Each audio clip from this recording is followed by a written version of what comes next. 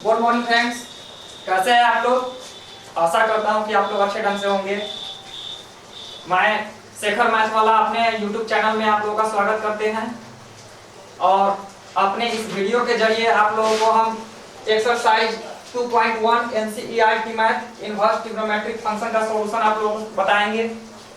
तो चलिए हम लोग चलते हैं अपने काम की तरफ।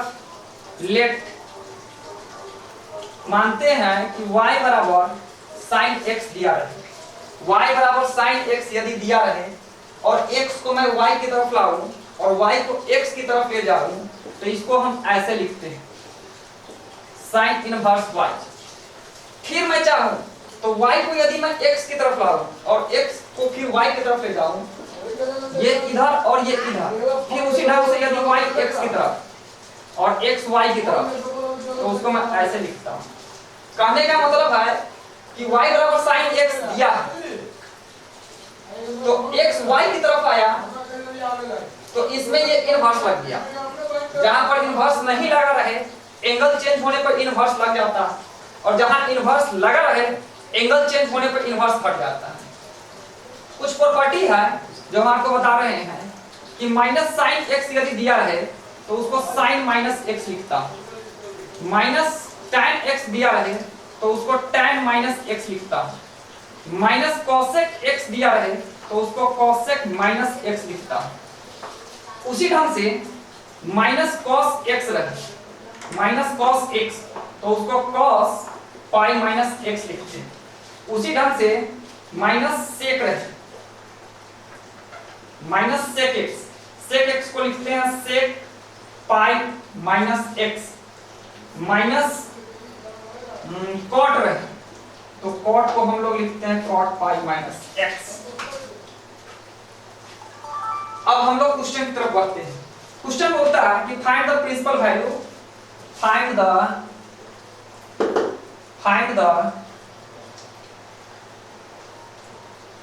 Principal value. प्रिंसिपल वैल्यू मेरे को फाइंड करना है। क्वेश्चन दिया है कि साइन इनवर्स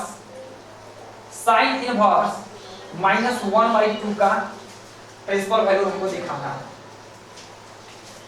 तो साइन इनवर्स -1/2 का जो प्रिंसिपल वैल्यू हमको फाइंड करना है, प्रिंसिपल वैल्यू फाइंड करने के लिए जो हमको दिया रहे उसको x के बराबर मान लीजिए।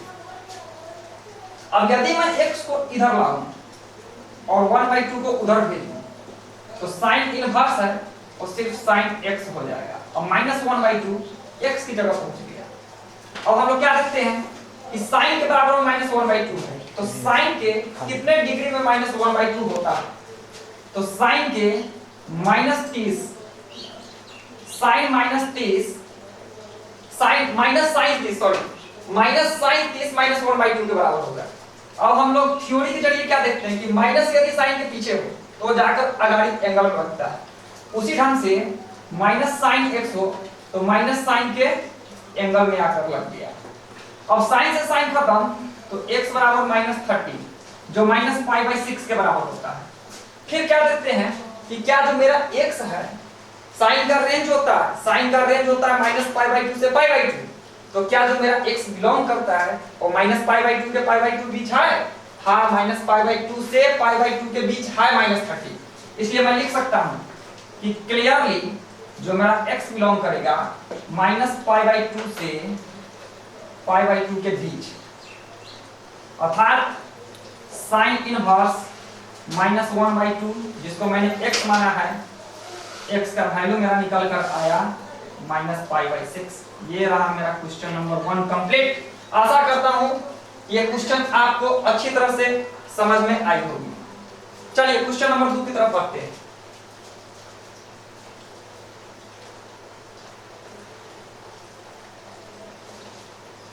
क्वेश्चन नंबर 2 है cos इनवर्स √3/2 का वैल्यू पूछता है। तो cos इनवर्स √3/2 का वैल्यू निकालने से पहले cos इनवर्स √3/2 को x के बराबर मानते हैं। cos इनवर्स √3/2 को x के बराबर मानते हैं। फिर क्या है, x को यदि मैं √3/2 का स्थान पर लाऊं तो इनवर्स खत्म और x की जगह आ गया √3/2। अब हम देखते हैं कि cos के कितने डिग्री में √3/2 होता है। cos के कितने डिग्री में √3/2 होता है, क्योंकि ये cos के बराबर है, तो cos के 30 डिग्री में √3/2 होता है। अब यदि cos से cos खत्म तो x का वैल्यू हो गया 30 जो π/6 होता है। और जो cos का रेंज है वो मेरा 0 से पाई, तो 0 से पाई होने का मतलब कि 0 से 180 के बीच, तो 0 से 180 के बीच ये मेरा 30 आता है। इसलिए मैं लिख सकता हूं क्लियरली जो मेरा x बिलोंग करता है वो 0 से पाई के बीच बिलोंग करता है।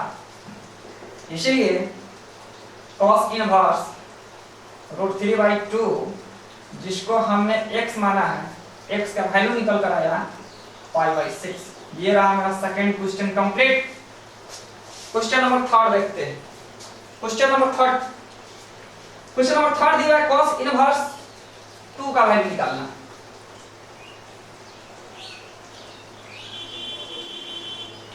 थोड़ा अच्छी तरह से मिटा देते हैं कि आप लोगों को अच्छी तरह से दिखाई दे। cosec इनवर्स 2 का वैल्यू निकालना है। cosec इनवर्स 2 का प्रिंसिपल वैल्यू मेरे को फाइंड करना है। cosec inverse let cosec inverse 2 को मैंने x के बराबर माना। फिर वही बात कि cosec x को यदि मैं धूप के स्थान पर लाऊं तो ये 2x के स्थान पर चला जाएगा, तो ये हो जाएगा cosec x बराबर 2। और cosec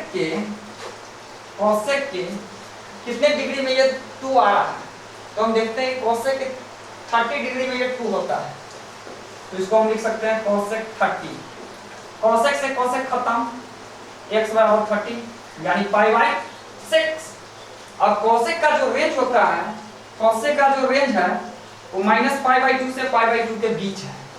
-π/2 से π/2 के बीच यानी 0 को छोड़कर उसमें, तो क्लियरली जो मेरा x बिलोंग करता है वो -π/2 से π/2 के बीच 0 को छोड़कर बिलोंग करता है। इसीलिए cosec इनवर्स 2 जिसको मैंने x माना है उसका मान निकल कर आया π/6। ये रहा मेरा आंसर।